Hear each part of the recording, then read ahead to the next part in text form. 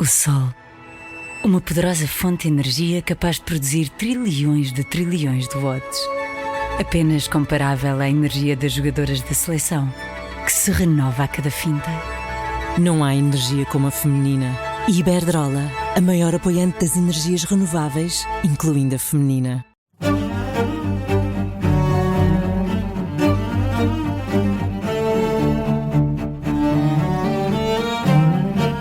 Eu não acredito nas lideranças sozinhas. Quando às vezes me dizem os CEOs, os líderes, têm que fazer caminhos solitários, eu contrario sempre esta. Se ele está a ir solitário, ou se eu estou a ir e ter esta percepção da solidão, é porque alguma coisa eu não estou ainda a fazer de forma correta. Isto é para fazer em conjunto e portanto, há muitos momentos. Este é o Querido Líder da Rádio Observadora. Sou o Ricardo Conceição e comigo estão os especialistas em liderança Milton de Sousa e Jorge Medeiros. A nossa convidada é Isabel Viegas. Até há semanas, praticamente dias, foi Chief People Officer da CEMAPA, ainda Advisor da CEMAPA. É também membro da administração da Navigator Company. Coordena vários programas de formação de executivos na Católica Lisboa. Foi coordenadora de recursos humanos do Banco Santander, também da Jastel Portugal. Também passou pela Marconi. É licenciada em Psicologia pelo ISPA, em Lisboa. Mestre em Políticas e Gestão de Recursos Humanos pelo ISCTE. Participa regularmente em conferências. Bem-vinda, Isabel Viegas. Muito obrigada. Tem uma vastíssima experiência na área dos recursos humanos. Ao longo da carreira, nota grandes alterações na forma como as equipas são geridas? Consegue dar-nos exemplos do que era e do que é hoje? Sim. Sim, ao longo do tempo tem-se notado naturalmente uma transformação muito grande e a liderança vai-se transformando porque as pessoas se vão transformando e vão pedindo modelos diferentes naturalmente de liderança. Portanto, o que eu diria é mais, as pessoas vão mudando e as pessoas foram mudando de facto ao longo das décadas e portanto hoje pedem uma liderança completamente diferente. E eu às vezes penso que o que mudou verdadeiramente neste meu percurso todo e o que eu fui assistindo, o que mudou verdadeiramente foi a qualificação. Portanto, quando eu comecei a minha carreira, as empresas tinham pessoas muito pouco qualificadas e, portanto, a liderança era muito mais diretiva, não é? Tinha que dizer o que se fazer, mais à tarefa, também, mais, não é? Mais faz isto agora, depois faz aquilo. À medida que a qualificação foi aumentando nas pessoas, elas foram pedindo uma liderança diferente. Quase que dizem hoje, diz-me o que precisas e deixa-me trabalhar. Portanto, eu estou suficientemente qualificado para responder de outra maneira. Portanto, o líder vai começando a ter um papel, foi começando ao longo do tempo, de facto, a ter um papel claramente diferente. E isto é uma transformação enorme. Mas é uma transformação operada pelas próprias equipas. Exatamente. Que é interessante. Portanto, é de baixo para cima? Eu diria que isto é uma coisa orgânica. Transversal, sim. Sim, eu dou-lhe um exemplo, que talvez seja... Eu lembro quando estava no Santander, geria uma equipa na área de recursos humanos muito alargada e tinha uma pessoa que reportava a mim, que todos os dias me entrava no gabinete muitas vezes. Ok? A Isabel precisa de ajuda para isto, a Isabel precisa de ajuda para aquilo, a Isabel vê isto comigo. E havia uma outra que era a responsável pela área da formação e tudo, que era uma pessoa super autónoma e falávamos tipo uma vez por semana, ou quando ela vinha e dizia Isabel, preciso de si para ir ali a abrir um programa, ou estou a pensar a fazer uma coisa, vamos almoçar. E isto começa a dar-nos a verdadeira percepção de que há pessoas que precisam muito mais de nós no dia-a-dia e há pessoas que precisam menos de nós. E isto é uma aprendizagem que se vai fazendo ao longo do tempo. Estou-me a lembrar de um episódio enfim, uma pessoa no banco que uma vez fez um 360, portanto aquelas avaliações feitas, toda a gente nos aprecia, e depois no resultado vinha lá qualquer coisa como, havia colaboradores dele que diziam, reúne-nos pouco, precisamos de mais reuniões. E havia outros que diziam, fazes reuniões em excesso. E ele depois falou comigo e dizia, mas Isabel, como é que se pode ser presidente nesta freguesia, não é? E eu dizia, escuta o que te estão a dizer. Há colaboradores, como é que tu fazes? Isabel, eu começo as segundas-feiras sempre a reunir com a equipa toda e depois eu disse, mas alguns precisam de ti à segunda, à terça e à quarta e alguns todas as segundas é demais, porque já têm uma maturidade e no fundo cresceram para poder fazer isto de outra maneira. Tanto sim, as coisas foram mudando muito ao longo das décadas. Jorge. Ia fazer aqui uma pergunta à Isabel. Sim. Nesses dois exemplos contrastantes que deu, pode partilhar algumas das suas ideias para capacitar a pessoa que é constantemente à procura de ajuda? Sim, temos, há bocado o Milton falava disso, isto depende muito da maturidade das nossas equipas, não é? Se eu tenho uma pessoa já mais madura, já posso fazer um estilo de liderança, e eu fui muito influenciada na minha vida por um homem, por um livro que li há uns bons anos, do Ken Blanchard, em que ele me introduziu pela primeira vez a liderança de serviço. Isto para mim foi assim uma novidade, quando vi que ele próprio tinha evoluído de uma liderança muito mais autocrática para uma liderança depois muito mais, eu estou aqui, o que é que tu precisas? E portanto uso muito no meu dia-a-dia, uso muito ainda hoje, o que é que tu precisas? Ou em que é que eu te posso ajudar? Ou tens tudo o que precisas para? Queres que eu vá contigo aí? Portanto, há pessoas que têm que aprender a fazer este caminho connosco, não é? Nós também temos que as ajudar. E pessoas que vinham mais a mim todos os dias, eu percebia que havia uma altura em que eu tinha que dizer, sabes que eu vejo de outra maneira, ou porque é que experimenta. E depois é preciso ir atirando estas pessoas à piscina, não é? E ver se elas conseguem nadar. Que é um bocado dizer, tu já és capaz, olha, não precisas de vir a mim com esse tema. Olha, este é um tema ok, esse ainda vemos as duas, mas há este que tu já não precisas de cá vir. E, portanto, há um trabalho nosso de... Às vezes diz que o líder vai fazendo para ser dispensável. Eu não concordo. Eu acho que nós estamos lá exatamente com um papel muito claro, que é exatamente este, é criar as condições para que uma equipa possa entregar aquilo que tem que entregar. E, portanto, não acho que seja um trabalho dispensável. Acho que nós temos um papel muito importante. A orientação é sempre necessária. E há momentos em que tem que se dizer, olha, é mesmo assim, desculpa lá, claro. É para entregar amanhã às 8, a gente tem que cá ficar à noite, claro. E isto é para fazer. E há outros momentos em que dizemos, eu acho que tu és capaz, força, trabalha, e depois falamos um bocadinho mais à frente. Eu queria fazer aqui uma questão que eu acho que a Isabel reforçou muito bem, de que de facto as gerações foram mudando, as qualificações também foram mudando, obviamente. Isso exigiu cada vez mais um papel diferente dos líderes. Mas até que ponto é que os líderes estão dispostos a aceitar essa transição? Essa é uma das dificuldades, não é? Reconhecer isso. Eu digo muitas vezes até às empresas, e na minha, na CEMAPA, o grande investimento que as empresas hoje podem fazer é de facto na formação dos líderes. Este é o grande investimento, porque as pessoas estão a mudar. As pessoas, não podemos dizer... Há tempos ouvia um CEO, enfim, amiga, dizer, não, os mais novos, eles têm que ser educados e tal, eles têm que perceber que a vida é dura e tal. Eu dizia, pois, é que eles não vão mudar nesse sentido.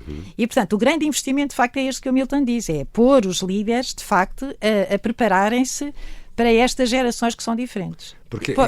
Eu ia dar só um exemplo que eu acho que é tão interessante. Eu tenho 2 filhas, a minha mais nova, que já é grande, já são todas mais velhas, e há pouco tempo ligou-me e disse-me, mãe, estou um bocadinho aborrecida, então porquê? Porque hoje é dia 17, ou já não me recordo bem, e eu já não tenho plafond de internet. E eu dizia, então, se já tens que falar com a tua empresa para dizer que precisas mais um bocadinho. Depois isto é inadmissível nas empresas, não darem plafond, estas coisas. Portanto, uma millennial pura. Claro. E depois diz-me assim, já agora, olha, hoje fui aumentada. Mas isso não é importante. O meu importante é que hoje é dia 17 e eu já não tenho internet. Não é? É tão engraçado. E eu achei tão giro. Estava-se a queixar do plafond, mas os salários nem se... Exatamente. E outra observação interessante também foi, noutro momento, dizer-me assim... eu acho que a minha chefe acha que eu trabalho para ela, mas eu trabalho com ela. Portanto, ou ela percebe isto ou não vai correr bem. Isso é, Jorge, eu ia só dizer, pegar no que a Isabel disse, há uma adaptação, uma atualização da pirâmide de Maslow, e a pirâmide de Maslow que vem dos anos 50, tem na base as necessidades, é importante nós garantirmos as nossas necessidades básicas de sobrevivência, não é? E, portanto, na nova versão, na base da pirâmide está o Wi-Fi. Está o plafond. Exato. Mas aqui isto vai ao encontro de uma pergunta que eu queria fazer à Isabel, porque... esta ideia, e também posso partilhar aqui um bocadinho a minha experiência, tenho notado muito isto, aquela ideia que nós tínhamos de, se calhar quando eu tinha 20 anos, de encontrar um emprego para a vida, casar, comprar um carro, ter filhos, isso já nada disso existe nas pessoas que têm hoje 20, 30 anos. Mudou radicalmente, não é? Mudou muito. Sabe que nós também estamos a entregar um mundo a esta geração agora dos 30, dos 20 e muitos, mas estamos a entregar um mundo que é diferente. Portanto, Portanto, eles viram os pais também passarem às vezes por situações nas empresas muito difíceis. Viram que havia downsizings e viram que havia muita coisa. E que os pais se dedicavam 14 horas à empresa e estas coisas, e fins de semana. Portanto, nós demos-lhes uma perspectiva do trabalho, e como o trabalho é uma coisa que me satisfaz imenso, não é? Eu digo isso muito em casa. Eu tive tanta sorte, continuo a ter, fiz uma vida lindíssima e transmitir isto aos nossos filhos, nem toda a gente consegue fazê-lo, não é? Portanto, estes jovens, e às vezes eu digo estes miúdos, recebem um mundo que é um mundo... Acho que podemos dizer miúdos. Eu já tenho 67, já posso dizer estas coisas todas, não é? E eles receberam um mundo que é diferente e, portanto, linkam-se ao mundo de outra maneira e depois têm uma confiança muito grande em si. Portanto, eles estudaram, formaram-se, fizeram Erasmus, visitaram. Muitos dos jovens que eu conheço hoje e com quem me vou dando já viram mais mundo do que eu vi, não é? Aos 30 já viram muito mais do que eu vi. Exato. Falam línguas, estão conectados.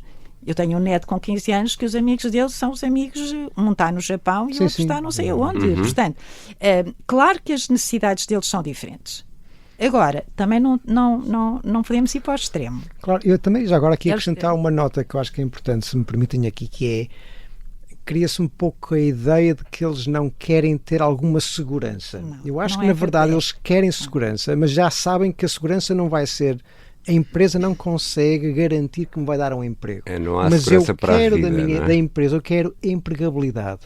Portanto, ou a empresa me dá a oportunidade de crescer, aprender para que eu seja mais empregável, ou então temos aqui um problema. Portanto, porque eles querem se sentir seguros, mas reconhecem que essa segurança não vem de um contrato de trabalho para a vida, vem da empresa oferecer oportunidades para poderem crescer. E isto é esta transição em termos de estratégia que nem sempre é conseguida. E eu acho, por exemplo, palavras como retenção é uma palavra que já não faz sentido. Às vezes dizem, vejo até seminários e tudo sobre prática, não sei o quê, da retenção. E eu penso, não faz sentido. O que eu quero é que, por exemplo, na CEMAPA, que as pessoas que estão connosco, enquanto estão connosco, tenham uma extraordinária experiência, que lhes permita dizer, eu não quero sair. Ou então dizer, eu saio porque vou à procura de outra experiência que eu não tenho, como o Milton dizia, mas enquanto eu aqui estive, tive uma experiência extraordinária. Portanto, o tempo de dedicação àquela empresa tem que ser um tempo muito bom para a empresa e para o colaborador. E um dia voltam. Nós hoje começamos a ter nas empresas os alumni, não é? Já não são só as universidades que têm. As empresas também têm a dizer, tu vais sair, mas um dia tu voltas. E manter esta ligação, manter esta conexão, porque de facto eles às vezes vão, e é bom, vão ver mundo, vão ver outra experiência. Se tiveram bons momentos connosco, eles um dia podem voltar. Mas isso é uma relação mais humana, menos profissional, é isso? Sim, bem, eu sou uma humanista de convicção. Já são os dois. Sim, eu sou... Ricardo e Isabel. Eu sou... E, portanto, sim, isto tem tudo a ver, não é? Tem tudo a ver com relações. Atenção que eu estou no país do Renascimento, está bem? Tá bem. Vamos revelar que o Jorge está em Itália. Sim, eu diria que o que fica são as relações que se estruturaram naquela empresa. E o que eu aprendi, o que eu cresci, o que eu fui capaz de entregar, enfim, e fica muita relação. Às vezes dizem-me, Isabel, tens saudades de Santander? Tens saudades da Marconi, da Jastel, que foram as minhas anteriores empresas? E eu digo que tenho muitas saudades das pessoas e do percurso que fizemos juntas. Hoje as empresas são diferentes. Ontem fui a um balcão de Santander e a pessoa do balcão já não me conhecia, que é normal, claro. Eu saí de lá há 8 anos. E ele dizia-me, já sei que é ex-colaboradora, mas eu não o conheço. A empresa andou claro, e hoje é outra empresa extraordinária. E, enfim, sim, o que fica são as relações, de facto, e o que eu aprendi e o que eu cresci lá. Jorge?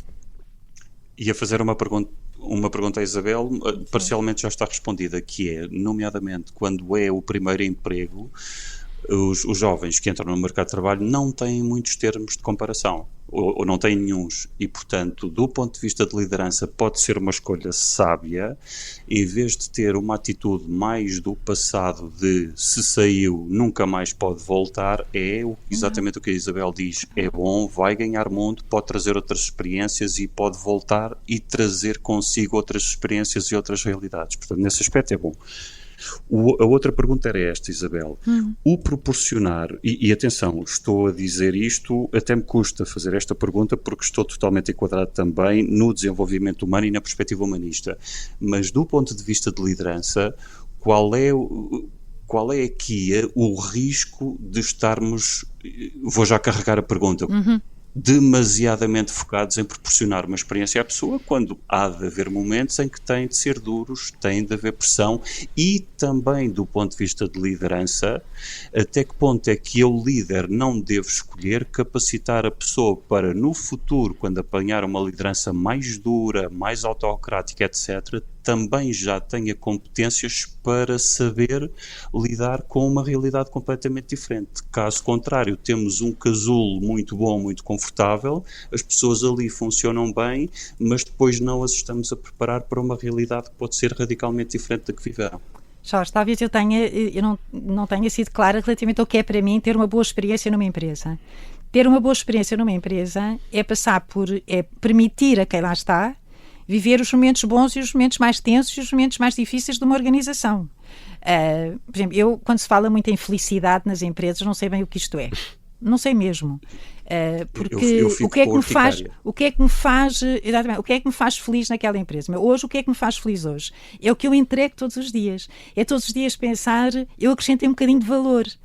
Aliás, isto é aquilo que me faz levantar todos os dias, ainda hoje, e que levo isto para as equipas com que eu estou. Em cada dia, hoje, o que é que nós acrescentamos de valor à CEMAPA? Olha, pensámos isto, vamos fazer uma coisa nova, ajudámos uma pessoa, resolvemos um conflito. Portanto, eu acrescentei algum valor. E isto é o que nos faz levar, é o que nos faz pensar que estamos ali ainda com algum... Portanto, uma boa experiência numa empresa não é uma experiência de felicidade, no sentido... Não é uma coisa cor-de-rosa. Não é uma coisa cor-de-rosa. Todos os dias temos tensões, temos pessoas que querem subir mais depressa, temos pessoas que não estão à altura, mas a todas temos que dar uma boa experiência. E eu posso contar só mais uma história, que eu acho que as histórias nos ajudam, não é? Eu tive um período em que colaborei com um fundo, e o fundo tinha várias empresas, e uma delas, acho que posso dizer, não tem problema, era a Isidoro, que é uma empresa extraordinária, que eu gostei imenso, o período que estive a ajudar, enfim, apesar de ser uma ajuda temporária, mas gostei imenso. E uma vez estávamos a fazer uma entrevista a uma jovem engenheira agrária, engenheira agrícola, agrária, acho que uma engenheira, e ela dizia, olha, eu acabei agora o meu curso, gostava imenso de fazer uma experiência aqui na Isidoro, que sei que estão a crescer e que estão a fazer muita coisa, mas também vos quero já dizer que eu daqui a 3 anos, 4 no limite, vou tomar conta de uma herdadezita, de uma quinta, de uma coisa, de uma exploração que os meus pais têm no Alentejo. E lembro naquele momento em que ela disse isto, o CEO que estava comigo olhou, tornou-se mais sério.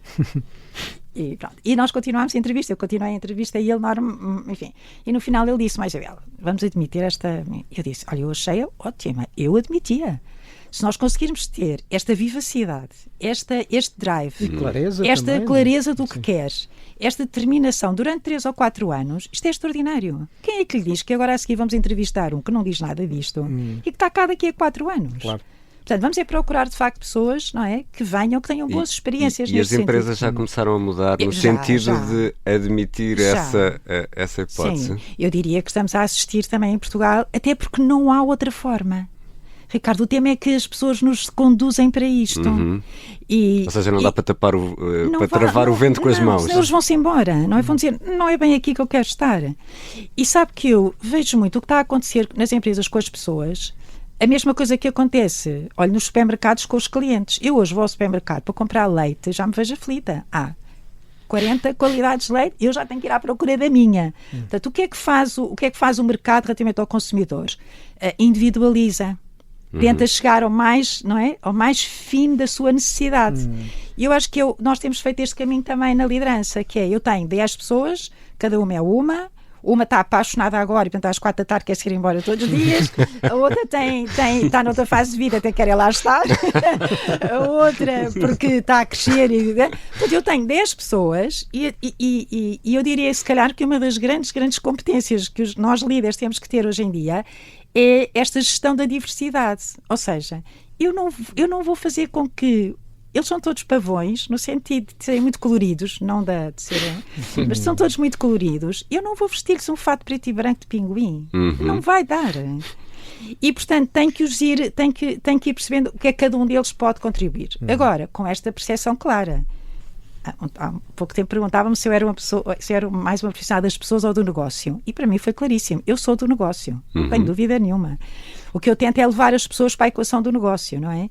E sentir todas as decisões de gestão que tomamos têm em conta o cliente, o acionista, o colaborador, enfim. Isto é um bocadinho o meu posicionamento sempre nas organizações. Portanto, eles estão a mudar e não vale a pena nós ficarmos no nosso cantinho a pensar que isto vai ficar tudo igual. Milton. Eu queria só fazer aqui uma... Força, Jorge, diz. Força, Milton.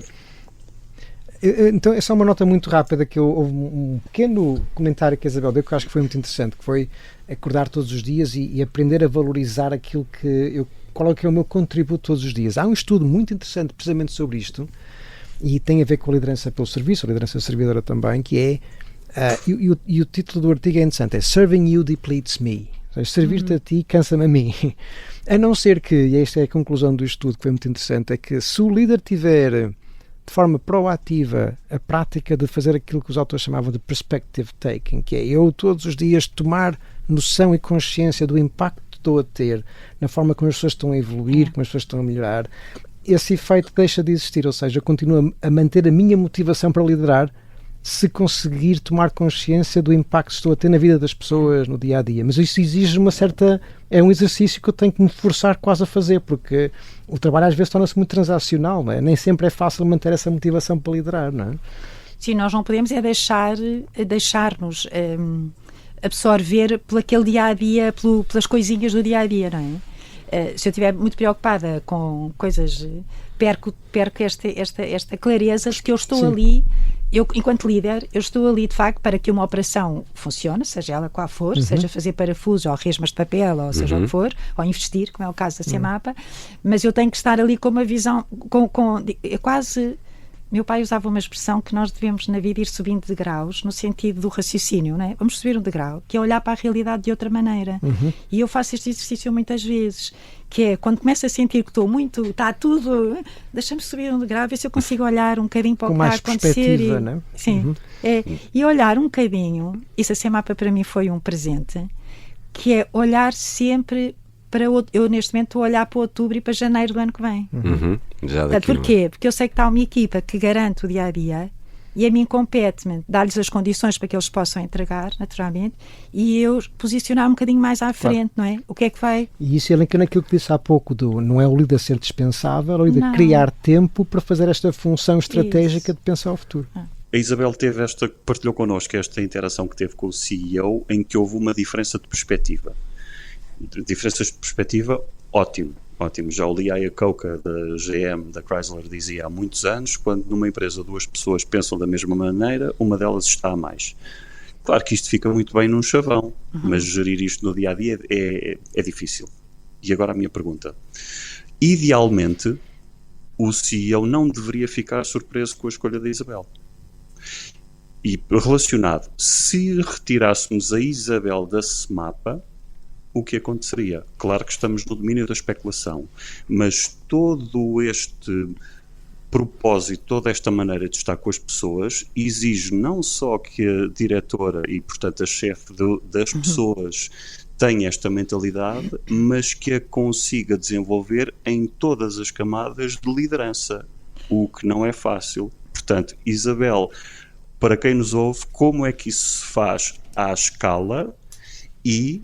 Agora, com um tom provocatório, eu peço desculpa não estar em estúdio, mas eu acho que sinto o meu sorriso, obviamente construtivo, que é, se a Isabel fosse dispensável, quereria dizer que sai de uma organização, mas essa cultura ficou lá. Então, duas notas que acho que são muito relevantes para se entender o contexto. A primeira é que este CEO de que eu estava a dar este exemplo não tem nada a ver com os CEOs com quem trabalho, portanto era uma pessoa que conheço noutro contexto não profissional, portanto esse é muito importante. A segunda, e o Jorge vai entender isto tão bem, espero que isto ajude, quando há 3 anos atrás, há 4 anos atrás, o meu atual CEO, o Ricardo, da CEMAPA, me diz: Isabel, eu vou ser o CEO da CEMAPA, e eu tenho um sonho, vou dizer palavras minhas, não foram as dele, mas eu tenho um sonho, é fazer caminhar lado a lado, nesta transformação que vamos fazer na CEMAPA, investimento e talento. A Isabel quer fazer comigo esta caminhada e ajudar-me aqui nestes dois, sobretudo naquilo que pode apertar mais, que é o talento.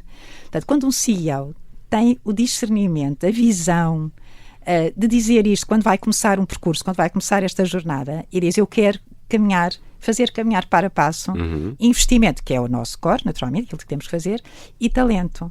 E disse-me mais, se nós fizermos bons investimentos, mas não tivermos o talento certo, não vai funcionar. Mas se eu tiver excelente talento, mas não tiver projeto para lhe dar, também não vai funcionar. E quando faça comigo este caminho. E eu, que já estava noutra vida, que não de executiva, pensei, este é um homem pelo qual, e é um projeto pelo qual vale a pena eu voltar a uma função executiva. E, portanto, respondendo ao que o Jorge diz, isto não é um caminho da Isabel, de todo. Eu estou agora neste momento a passar a pasta, portanto, à nova Chief People Officer da CIEMAPA. Continuarei lá como advisor a ajudar no que eu puder, mas o caminho continua. Porque isto não é da Isabel, isto é de um CEO de facto visionário, e eu continuo a dizer, se o CEO... Vou-lhe dar outro exemplo. Se aquele outro CEO que não tem nada a ver com a minha vida profissional direta, é mais do meu foro particular, me dissesse, vem trabalhar para o pé de mim, eu diria, não vou, porque nós temos visões muito diferentes daquilo que pode ser uma empresa. Eu não estaria bem contigo. Mas, eu percebo, Isabel, mas deixe-me manter aqui uma parte da pergunta, que Sim. é a razão pela qual o Ricardo a escolheu foi precisamente porque entendeu que a Isabel traria competências e uma visão que ele identificou como importantes. Alinhada com a dele. Claro que sim, claro que sim. Alinhada com a dele, mas reconheceu. E, portanto, a Isabel, ao encetar este caminho, tem também como propósito transmitir e fazer viver esta visão partilhada dos dois. Portanto, tem de escalar para a organização. Sim, e depois sabe que depois isto começa a ser, quando temos esta visão clara, repare, quando um CEO diz isto e junta à sua roda pessoas que têm a mesma visão, não é? Não é só a Isabel, está uma equipa na direção da CIEMAPA, não é? Todos muito alinhados. Começamos a procurar também pessoas e para nós isso é vital. O primeiro traço, quando fazemos um processo de recrutamento, é o alinhamento com a nossa cultura. O resto nós depois ensinamos, a pessoa até pode saber muito de investimento, ou um bocadinho menos, ou veio mais cedo da sua carreira para cá, e depois nós ajudamos. Mas se não há um alinhamento com a cultura, não vale a pena vir, não vai estar bem connosco. E portanto, estes 3 anos... E os que já estão dentro e que não estão alinhados com a cultura? Sim, vamos ver, nós dissemos logo no princípio que gostávamos de fazer isto com todos, portanto não deixar ninguém para trás. Ok?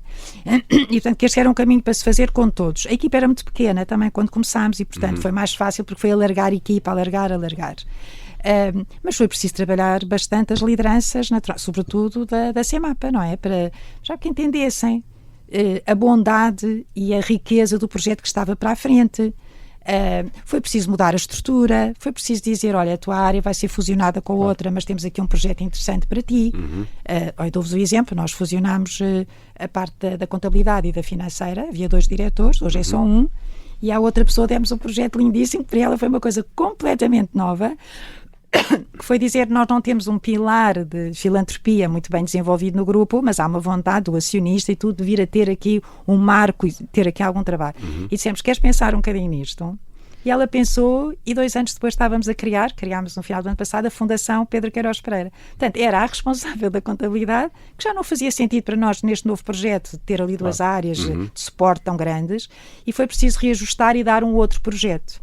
Se perguntar, alguém ficou pelo caminho, foi preciso fazer 1 ou 2 movimentos, mas nós temos muita sorte, está num grupo muito grande e, portanto, na maior parte dos casos foi, com poucos casos, somos poucos, não é? Foi preciso dizer, aqui se calhar o teu projeto, aqui mas está no outro lado, não é? Sim, mas é preciso às vezes trabalhar, e eu aprendi, enfim, com um dos grandes homens com quem trabalhei, com António Ortosório, que este trabalho é para se fazer de facto com toda a gente. Mas às vezes é preciso resolver 3 ou 4 situações para que as situações... Exato. Quando não corre bem, como é que é? Eu queria dizer uma coisa que acho que é muito importante, que é, e foi noutros contextos que eu aprendi, isto hoje para mim já faz parte do meu repertório de gestão, que é muito importante tratar as pessoas à saída tão bem quanto as tratamos à entrada. Portanto, uma coisa é uma pessoa que roubou, ou um cafajeste, não é? Assim, ainda não tínhamos usado a palavra cafajeste, meu querido líder, mas obrigado, Isabel, obrigado. Agora, pessoas que passam... anzol para o podcast. Sim. Agora, estas pessoas que estão nos contextos e que às vezes não estão no contexto certo, não é na altura certa, e eu aprendi muito, isso foi o projeto da Jacel que me trouxe isto de forma muito, muito veemente, que é muito importante naquela altura tratar as pessoas tão bem quanto as tratamos quando lhes estendemos uma passadeira vermelha para vir trabalhar connosco. E, portanto, pessoas são pessoas, deram imenso às empresas. Na Jastel aconteceu isso, trabalhámos 3 anos, fomos buscar pessoas extraordinárias ao mercado e passado 2 anos, os acionistas estavam a dizer, isto aqui em Portugal vai ser muito complicado, a liberalização das telecomunicações, portanto nós vamos embora. E foi preciso reduzir a empresa muitíssimo, passar 200 pessoas para 40 em 15 dias, para a empresa ser vendável, digamos assim, e a colocarmos no mercado e vender. Este processo ensinou-me imenso. Pessoas que tínhamos convidado há 1 ano ou há menos de 1 ano, das empresas bem estabelecidas aqui, vêm para aqui, porque isto é um projeto muito interessante, e depois dizer-lhes... Mas isso às vezes não acaba bem, não é? Não... No nosso caso, olha, fizemos uma coisa, Ricardo, nunca mais fiz na vida, nem nunca tinha feito, quando digo eu, a equipa que estava, que foi uma experiência de facto extraordinária. Quando soubemos que isto ia acontecer, disse: Isabel, tens que ajudar a reduzir a equipa, e Joaquim, que era o CEO na altura, procura um comprador. No fundo foram estas as 2 mensagens principais, e nós dissemos: então vamos fazer bem feito. E montámos, lembro muito bem, 2 salas. Numa sala estava eu, numa sala estava uma colega minha. Eu fazia os acordos de saída e mesmo assim estes acordos financeiramente muitíssimo interessantes para as pessoas, porque primeiro fui a Madrid negociar as condições que queríamos dar às pessoas, e ao lado estava ela, que fez uma agência de emprego. Portanto, o nosso compromisso foi: ninguém sai daqui para o subsídio de desemprego. Tentaram encontrar saídas. Tudo. E as pessoas diziam: tiveram sucesso? Sim. Naquela altura a Jastel também tinha muito mercado e tinha muito valor. Olha, lá está. Tinha sido uma experiência que criou valor de mercado para todos nós. Valor no mercado para todos nós. E portanto foi: onde é que tu gostavas de trabalhar? E a pessoa dizia: eu se calhar se pudesse voltava para a Telecel, para a Vodafone. Então bora lá acionar os nossos contactos, e reuníamos os contactos todos para. E portanto o grande compromisso foi: vamos todos sair daqui bem. E partilhar convosco, isto é um orgulho quando eu te falo disto, porque ainda há poucas semanas fizemos um jantar da Jastel. Nós já fizemos os 20 anos da Jastel. Ela só existiu 2 anos ou 3, já nem lembro. Mas há pouco tempo fizemos os 20 anos da Jastel, e pessoas que estão hoje na Holanda ou que estão hoje em Londres, veio tudo a Portugal. Fizemos um jantar extraordinário, porque saímos todos dali amigos, e um dia e estamos todos uns para os outros, e sempre dissemos: qualquer um de nós tem um dia um problema de emprego, familiar, nós estaremos sempre aqui uns para os outros. É de facto um exemplo. É um exemplo muito giro, exemplo muito giro, que me orgulha muito, que nos orgulha a todos nós que fizemos aquele projeto. Isabel, só aqui uma questão, acho que se calhar pode parecer uma espécie de um desvio daquilo que tem sido o tom da conversa, mas acho que é muito importante, porque nós temos vindo a falar muito da importância da relação, do contacto, de sermos humanos. Com todo este crescimento da adoção de tecnologia, de inteligência artificial e outras tecnologias também, qual é o risco que nós temos de desumanizar este tipo de trabalho, então? Eu sou muito otimista relativamente a tudo o que é novo, não é? Mas tenho algumas preocupações. E vou-vos contar um episódio que aconteceu há muito poucas semanas. Nós fizemos uma formação na CEMAPA com uma escola de referência em inteligência artificial. E aquilo são missões, fomos cumprindo as missões, e a última missão era em sala, portanto ali a trabalharmos, só podíamos usar a inteligência artificial e tínhamos um tema, no fundo, para apresentar. E eu estive numa equipa, estavam pessoas de todas as empresas do grupo, e fizemos o trabalho super bem, eles eram super ágeis, eu fui aprendendo também, e fomos todos colaborando, e chegámos ao final e o último slide era o que é que nós podemos acrescentar relativamente a este tema. E a inteligência artificial disse logo: pode fazer isto, deu 7 recomendações. E eles estavam todos contentes, estavam a acabar, íamos entregar a missão feita. E eu disse-lhes: podemos pensar um bocadinho nas 7 recomendações que a AI nos está a dar e ver se podemos acrescentar alguma coisa. E eles olharam para mim como se eu fosse um alien. E assim: desculpa lá, está feito. Então, ela já disse. E eu, naquele dia, fui para casa. Eu tenho 3 netos na adolescência, ali princípios na adolescência, e contei-lhes isto. Estive com eles depois naquela noite e disse: olha, eu já vou, presenciou isto. E este é um receio meu. E disse ao meu mais velho, sobretudo ao meu neto mais velho, ao Tomás, disse: nunca deixes de pensar. Portanto, eu já não trabalho sem AI. Portanto, já usa... todos os dias. Tinha que fazer um script de um vídeo há 3 dias atrás, pus a AI a trabalhar para mim e a seguir trabalhei em cima daquilo. Quer dizer, já não há papéis brancos, não é? Já não há uma folha em branco. Portanto, eu todos os dias trabalho. Mas sim, eu tenho alguns receios, que estas tecnologias nos levem a pensar menos. E este é um fenómeno que tem de facto vindo a ser estudado e já se nota isso. Uma menor pensamento crítico, um adormecer ao volante porque confiamos demasiado na tecnologia e quando damos por ela deixamos de usar o nosso raciocínio e a produtividade com isso decresce, na verdade, combinada entre a tecnologia e as pessoas. Porque a capacidade de criar também fica comprometida. O criar, não é? E Jorge. Isabel, eu ia fazer aqui uma pergunta. A Isabel assinou a adjudicação dessa formação, certo? Assinei. Pois, portanto, quando assina, também já sabe que pode acrescentar o seu valor quando vierem falar de inteligência artificial. Sim, não, eu assinámos, não é? Nós assinei também. Claro. E sobretudo estive lá, fiz o programa todo. Absolutamente. E portanto vi as coisas boas e as coisas que nós temos que colmatar que esta formação, ou que esta não vai fazer tudo por nós. A lição que a Isabel nos passa, o que é esta, obviamente temos a tecnologia aí e devemos aproveitá-la, claro. Mas não nos devemos excluir do processo criativo. E mais, o que é importante, demonstra uma confiança em que, de facto, continuaremos a acrescentar valor a ponto de termos pessoas a falar de inteligência artificial e toda a gente perceber e nós ajudarmos as pessoas a perceberem que não é o fim, não é? Eu já tenho ali mais um colaborador, não é? Eu hoje tenho uma equipa e tenho mais um, é este. O AI é um colaborador meu. Temos de ir às nossas... Não particularmente inteligente. Temos de ir às nossas 4 perguntas fixas que fazemos a todos os convidados que vêm ao Querido Líder.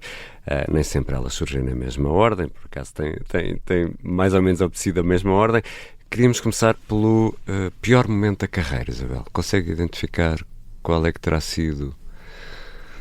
Não sei, eu de facto sou uma pessoa de sorte, porque cada coisa que me aparece adversa eu tento transformá-la em... Então, o que é que eu posso fazer? Agora, o caso da Jastel, não é? Este caso da Jastel é um bom caso.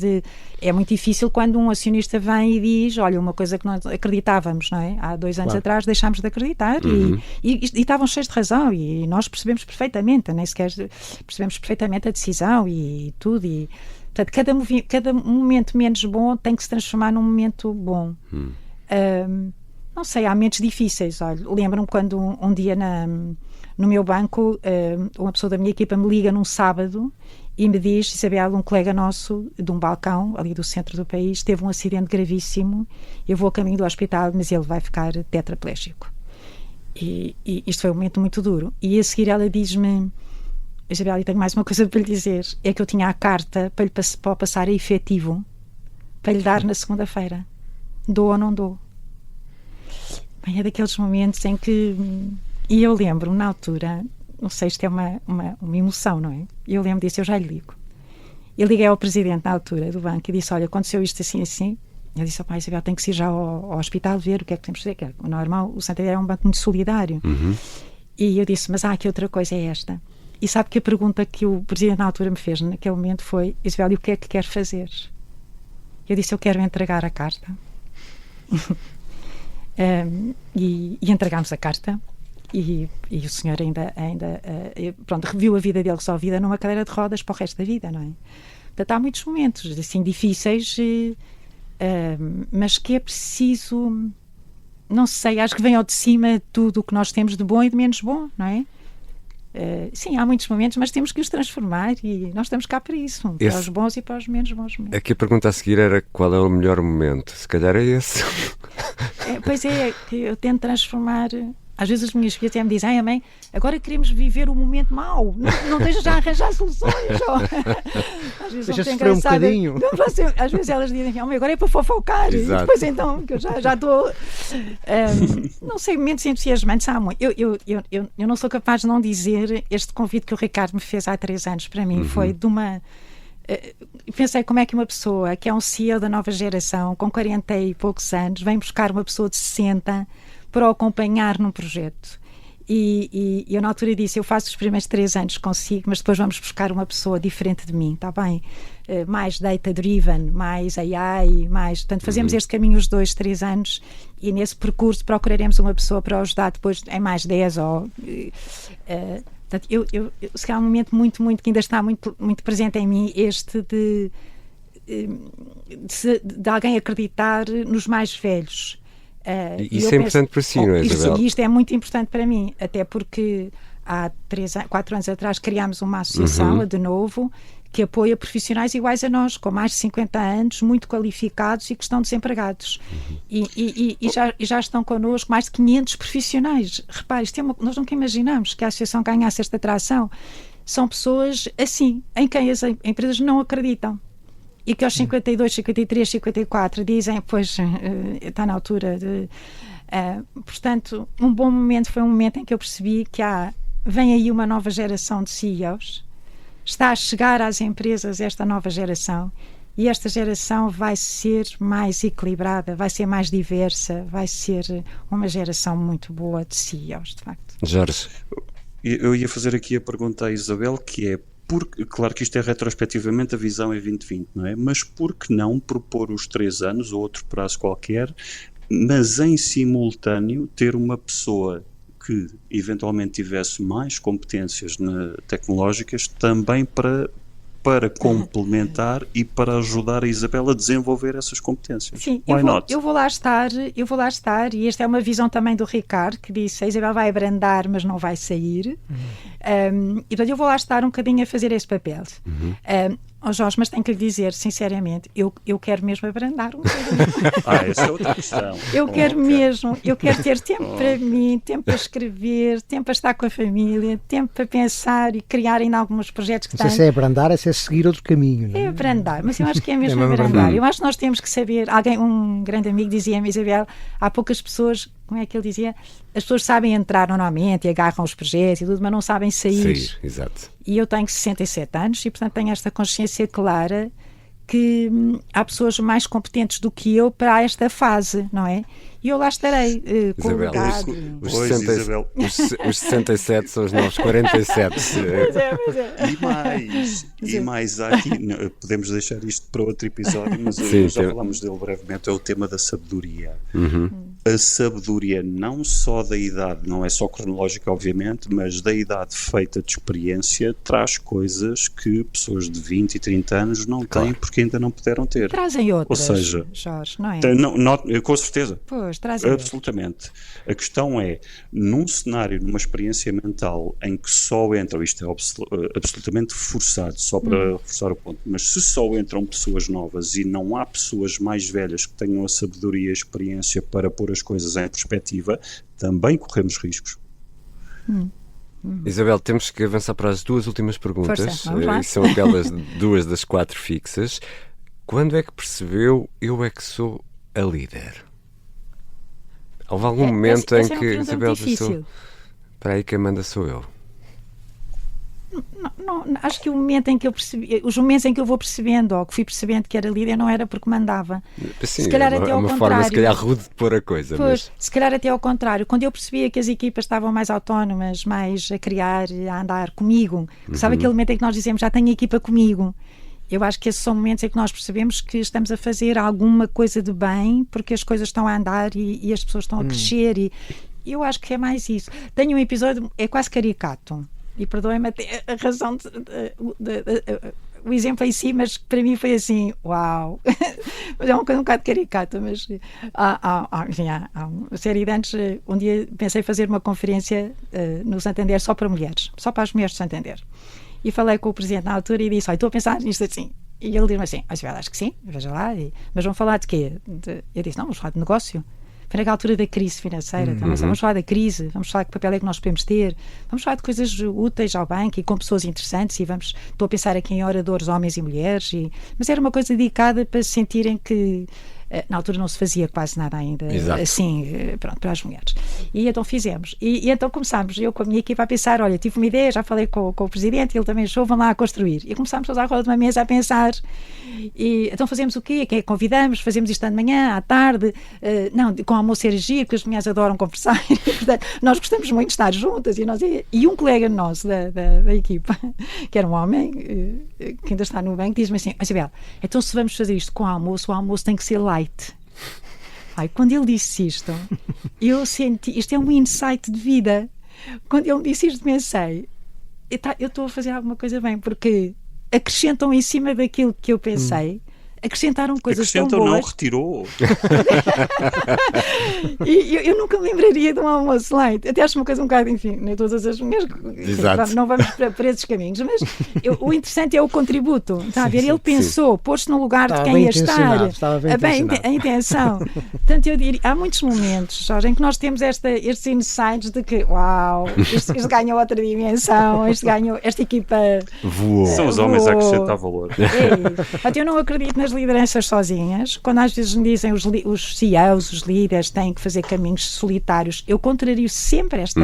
Se ele está a ir solitário, é porque, ou se eu estou a ir e ter esta percepção da solidão, é porque alguma coisa eu não estou ainda a fazer de forma correta. Isto é para fazer em conjunto e há muitos momentos. E já percebemos que a Isabel adora o que faz, tem uma vida preenchida e muito cheia, mas alguma vez não lhe apeteceu ir trabalhar e arranjou uma desculpa esfarrapada para não ir? Epá, ir Caminhos de Santiago não é uma desculpa esfarrapada. Não, isso é olha, eu sim, mas são coisas uma desculpa esfarrapada, mas não foi por não querer ir trabalhar. Mas já lhe digo quando é que isso me acontece. Não é? Eu lembro-me que quando estava na Marconi, a Marconi ia fazer já a passagem para a PT, portanto aqueles processos de integração das telecomunicações, e recebo uma chamada de um senhor espanhol a dizer-me: Isabel, queríamos falar contigo. E eu pensei, de Espanha nem bons ventos, nem bons casamentos, que é que este tipo quererá? Mas anuí e fui conversar com ele. Nunca me esqueço, ali no Hotel Tivoli. E já sabemos, quando nos dizem temos de conversar, a coisa pode não acabar bem, não é? Eu não sabia o que era. E ele, então quem era? Era da Jastel e queria-me conhecer e convidar para eu ir para a Jastel. E eu disse, olha, não sei, ele chama-se Juan, eu disse ao Juan, não sei, porque eu tenho uma missão, lá está esta... é preciso levar a equipa toda da Marconi o melhor possível para dentro da PT. Portanto, eu tenho aqui uma missão. E ele diz-me, ok, pensa. Na noite, no dia seguinte, eu fui trabalhar no ATIA. Na noite cheguei a casa e vou à caixa do correio e tinha um envelope dele, do Juan, com um bilhete de avião. E dizia, Isabel, apanha o avião das 7h50, que depois apanhei durante uma vida, quer na Jastel, quer no Santander, apanha o avião das 7h50, ou assim, era por das 7, e vem conhecer-nos. Porque aí em Portugal não tenho nada para te mostrar, nós só estamos em Espanha. Portanto, vem a Espanha, está um dia connosco e eu naquela altura pensei, uau, eu acho que eles me querem mesmo. Sabe assim? Portanto, eu vou mentir, vou dizer que estou doente ou qualquer coisa e amanhã vou apanhar o avião. Portanto, sim, aí eu disse que eu menti, senti dizer eu não vou, não sei se menti, mas isso não estou disponível amanhã, pronto. Arranjei uma desculpa. Arranjei uma desculpa. E estive, portanto, são assim episódios da nossa vida engraçados. E agora, não ir, eu já tive alguns momentos em que pensei, não sei se está na altura de continuar ou de sair. E no Santander foi claro para mim, quando comecei a ver a banca muito normalizada, a banca muito governance, muito compliance, e pensei, a banca vai entrar num percurso nos próximos anos que se calhar não é muito compaginável com o meu perfil. E achei que estava na altura de pôr o tema. E na CEMAPA não tanto, porque já foi mais planeado, já era assim, já tínhamos que fazer este processo. Portanto, o não me apetecer ir trabalhar não é muito comum. Mas perceber que está na altura de pôr o tema, sim. Isabel, muito obrigado por ter aceitado o nosso convite e ter vindo ao Querido Líder. Obrigada, Jorge. Muito obrigado, Isabel Viegas, até há semanas Chief People Officer da CEMAPA, também é membro da administração da Navigator Company, coordena vários programas de formação de executivos na Católica Lisboa. Milton de Sousa, Jorge Medeiros, até para a semana. Até para a semana. Faz boa viagem de regresso, Jorge. Muito obrigado. Obrigado. E quanto ao Querido Líder, voltamos para a semana.